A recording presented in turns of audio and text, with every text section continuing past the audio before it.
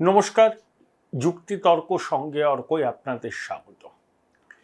ইতিহাসে জুলাই ক্রাইসিসের বেশ কয়েকটি উদাহরণ আছে।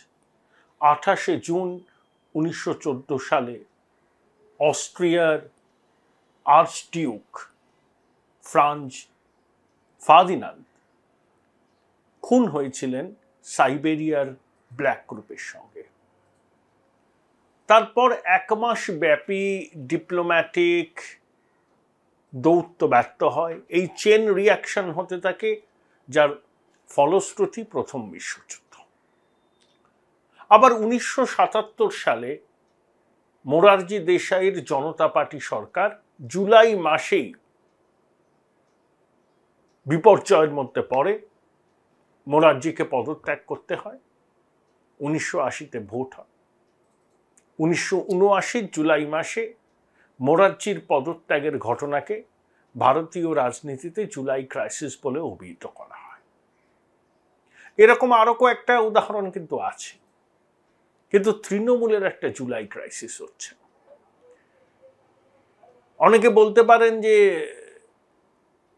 মমতা বন্দ্যোপাধ্যায় এবং তার ভ্রাতুষ্পুত্রর মধ্যে, তার ভাইপোর মধ্যে এরকম মন কষাকষি, মান অভিমান চলতেই থাকে, এগুলোকে প্রাপ্যের অতিরিক্ত গুরুত্ব দেওয়ার কোনো দরকার নেই। কিন্তু আমার মনে হয় তৃণমূলের মধ্যে অভিষেক আর মমতা বন্দ্যোপাধ্যায়ের বিরোধ যে জায়গায় এসে দাঁড়িয়েছে, আগামী দিনে সেই জায়গা থেকে অনেক কিছুর উত্তরণ হতে পারে। দেখুন, এবারের নির্বাচনে অপ্রত্যাশিত ফল করেছে তৃণমূল। 29টা লোকসভার আসন তারা জিতেছে এবং সেই জয়ের নেপথ্যে অভিষেক বন্দ্যোপাধ্যায়ের প্রচার কৌশল, বুথ ম্যানেজমেন্টের কৌশল, নির্বাচনের দিন কিভাবে সবকিছুকে সুষ্ঠুভাবে পরিচালনা করা হবে সেটা অভিষেক বন্দ্যোপাধ্যায় আইপ্যাক করেছিলেন। তা নির্বাচনে সাফল্যের কৃতিত্ব অভিষেককে দিতেই হবে, তার অতি বড় সমালোচক এইটা স্বীকার করবে। যদিও অভিষেক বন্দ্যোপাধ্যায়, সুদীপ বন্দ্যোপাধ্যায়, কল্যাণ বন্দ্যোপাধ্যায়, সৌগত রায়, মালা রায় এদের প্রচারে যাননি, কারণ দলের মধ্যে যে নবীন প্রবীণ দ্বন্দ্ব ছিল, অভিষেক বন্দ্যোপাধ্যায় স্পষ্টত তার মত জানিয়েছিলেন তিনি নবীন প্রজন্মের ক্ষমতায়নের পক্ষে। সুদীপ, কল্যাণ, সৌগত, মালা আবার টিকিট পান, এটা অভিষেক চাননি, কিন্তু তারা জিতেছেন। জেতার পরে অভিষেক বন্দ্যোপাধ্যায়কে পাশে দাঁড় করিয়ে মমতা সুদীপকে লোকসভার দলনেতা করেছেন। দলের রাজ্য সভাপতি যখন অভিষেক বন্দ্যোপাধ্যায়কে সেনাপতি বলে উল্লেখ করে জয়ের কৃতিত্ব দিতে চাইছিলেন, মমতা বন্দ্যোপাধ্যায় তাকে থামিয়ে বলেন কোনো একক নেতার কৃতিত্ব এটা নয়, এটা টিম এফেক্ট। তারপরে কিছুদিন বাদে অভিষেক বন্দ্যোপাধ্যায় টুইট করে বললেন চিকিৎসার কারণে তিনি সাংগঠনিক কাজ থেকে বিরতি নেবেন।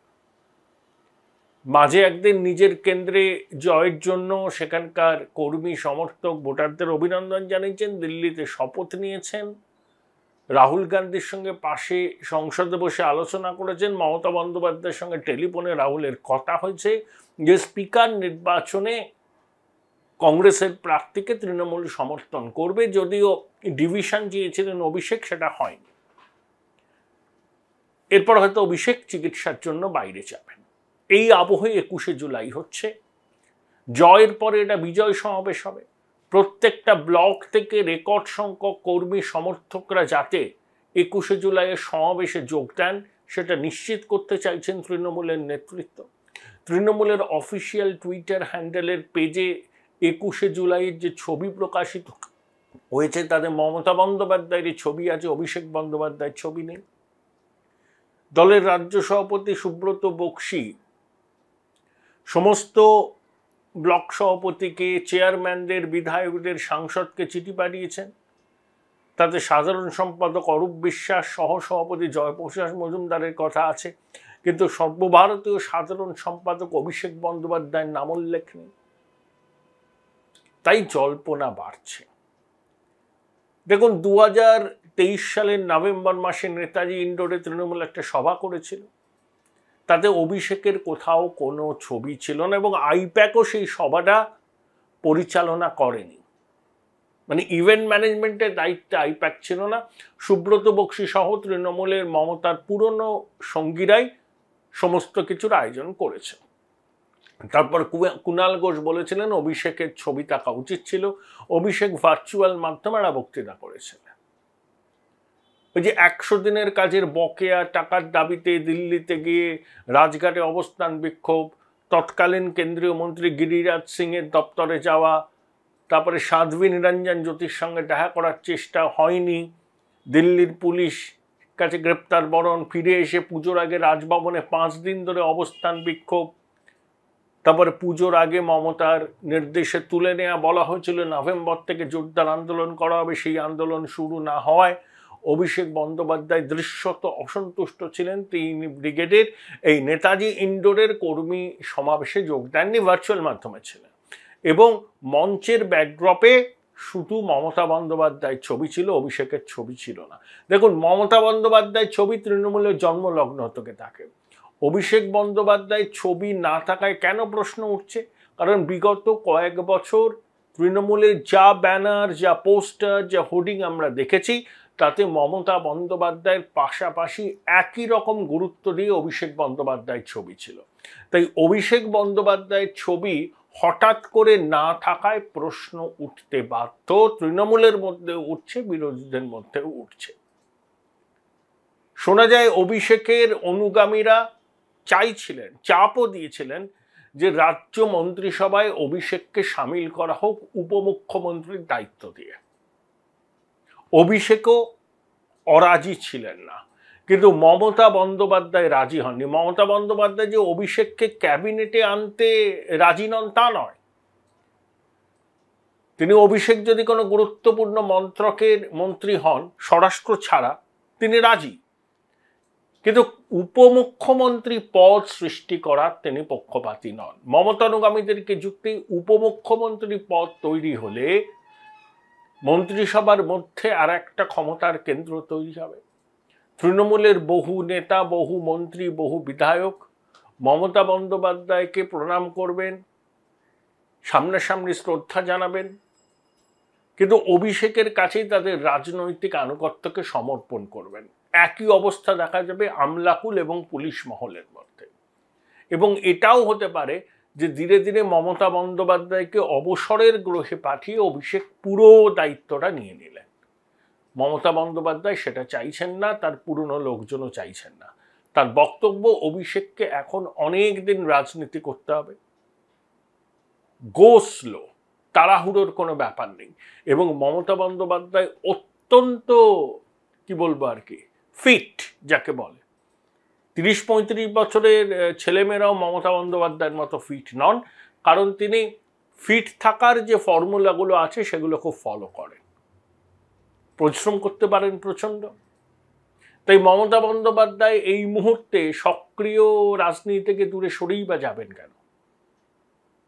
তার কোনো মেন্টর পদ নেওয়ার কোনো ইচ্ছা নেই। সর্বভারতীয় স্তরে রাজনীতিতে তিনি যেতেই পারেন পশ্চিমবঙ্গের মুখ্যমন্ত্রী হিসাবে। যদি ইন্ডিয়া জোট ক্ষমতায় আসার কাছাকাছি থাকতো তাহলে হয়তো মমতা বন্দ্যোপাধ্যায় অন্যরকম কিছু ভাবতে পারতেন, কিন্তু সেটা নেই। এবং 5 বছর নরেন্দ্র মোদী প্রধানমন্ত্রী থাকবেন। Join Indian Institute of Hotel Management now. Right choice, right decision. তাহলে মমতা বন্দ্যোপাধ্যায় এই মুহূর্তে তার কাছে আর কোনো দ্বিতীয় ভাবনা নেই, বিকল্প নেই। যদি কোনোভাবে ইন্ডিয়া জোট ক্ষমতায় আসে তাহলে অভিষেক বন্দ্যোপাধ্যায় গুরুত্বপূর্ণ কেন্দ্রীয় মন্ত্রিত্ব পাবেন, এটা অভিষেককে জানিয়ে দেওয়া হয়েছে। কিন্তু ওই যে যদির কথা নদীর পারে, কবে ইন্ডিয়া জোট কেন্দ্রে ক্ষমতায় আসবে, সেখানে তৃণমূল ঢুকবে, অভিষেক মন্ত্রী হবেন, সে অনেক ইপস অ্যান্ড বাটসের উপর নির্ভর করছে। কিন্তু রাজ্যে তো তৃণমূলেরই সরকার আছে। তাই অভিষেকের ঘনিষ্ঠরা বারবার করে দাবি করছেন, দলের মধ্যে করেছেন, বাইরেও করেন, ঘনিষ্ঠ সাংবাদিকদের সঙ্গে আলাপচারিতায় তারা বলেন যে অভিষেককে এবার রাজ্য মন্ত্রিসভায় উপমুখ্যমন্ত্রী হিসাবে সামিল করানো উচিত। তাতে প্রশাসনের গতি সঞ্চার হবে, নবীন রক্ত আসবে এবং অভিষেকের ভাবনা চিন্তা নাকি যুগোপযোগী। তিনি ঘনিষ্ঠ বলে কাউকে সেভাবে রাখেন না, তার কাছে যারা কাজের তারাই তার ঘনিষ্ঠ। এরা অভিষেকের ঘনিষ্ঠদের ব্যাখ্যা। আবার মমতা বন্দ্যোপাধ্যায় দেখেন আনুগত্য, সে যদি অপদার্থ হয়, মমতা বন্দ্যোপাধ্যায় দেখেন যে তার প্রতি তার আনুগত্য কতটা, সেটাই তার পদে থাকার একমাত্র শর্ত। এরা নিয়ে তৃণমূল কংগ্রেসের মধ্যে একটা সুস্পষ্ট ভাগ আছে। আবার অভিষেকও চরম বিদ্রোহের রাস্তায় কি হাঁটতে পারবেন? অভিষেক কি সিন্ধে হতে পারবেন? এখানে একটা প্রশ্ন আছে জানেন।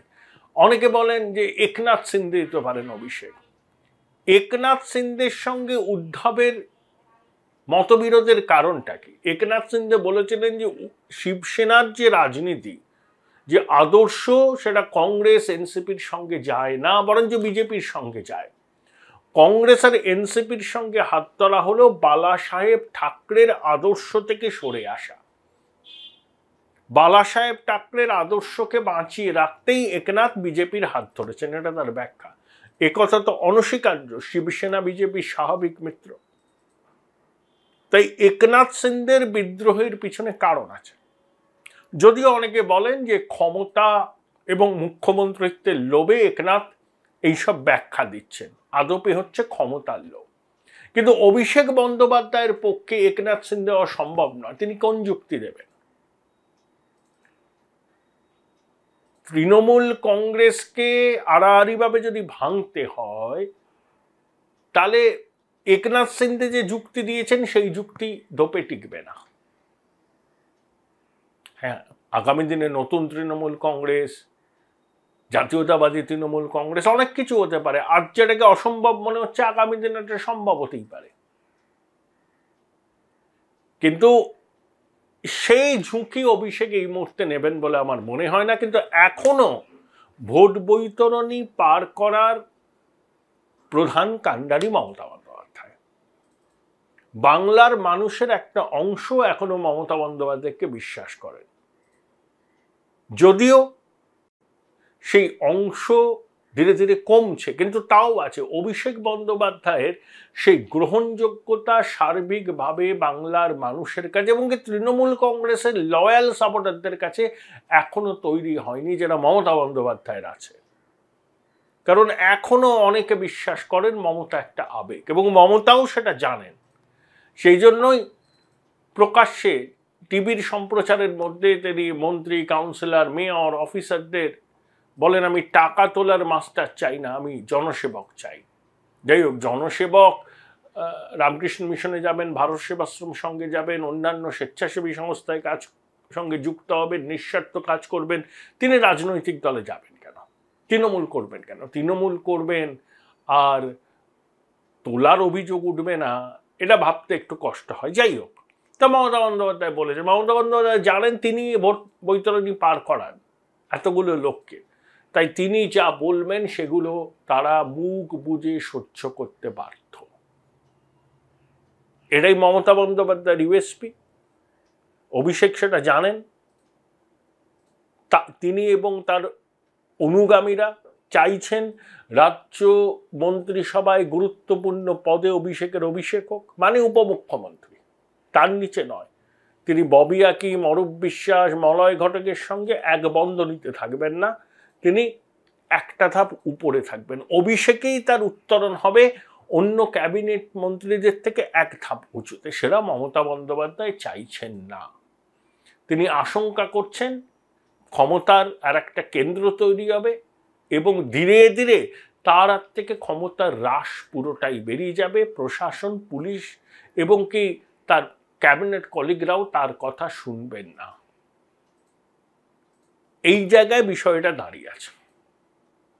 এবং মমতা বন্দ্যোপাধ্যায় যেভাবে লোকসভা নির্বাচনের ফলাফল ঘোষণার দিন অভিষেককে পাশে দাঁড় করিয়ে সুদীপ বন্দ্যোপাধ্যায়কে লোকসভার নেতা করলেন, সুব্রত বক্সী সেনাপতি অভিষেকের নামে দু চার কথা বলতে গেলে থামিয়ে দিয়ে টিম স্পিরিটের কথা বললেন, অর্থাৎ জয়ের পরে মমতা বন্দ্যোপাধ্যায় কিন্তু শক্ত হাতে রাশটা ধরবেন, দলের ধরবেন, সংগঠনের ধরবেন।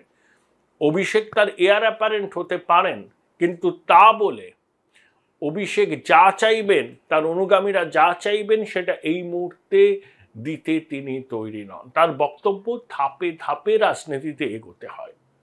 অভিষেক কারণ 37 বছর বয়স, আরো 10 বছর সে রাজনীতি করুক, সংগঠন করুক। সর্বভারতীয় রাজনীতি অভিষেককে মমতা বন্দ্যোপাধ্যায় সামনে তুলে আনছেন, তাকেই ইন্ডিয়া জোটের বৈঠকে পাঠাচ্ছেন, অখিলেশের বাড়িতে তিনি যাচ্ছেন, শরদ পাওয়ারের আশীর্বাদ দিচ্ছেন।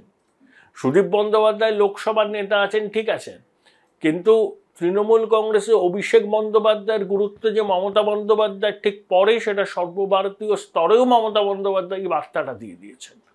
তার বক্তব্য অভিষেক সর্বভারতীয় রাজনীতি করুক, সংগঠন করুক, তারপর যদি তৃণমূল ক্ষমতায় থাকে ধাপে ধাপে রাজ্য রাজনীতিতে অভিষেকের অভিষেক করবে।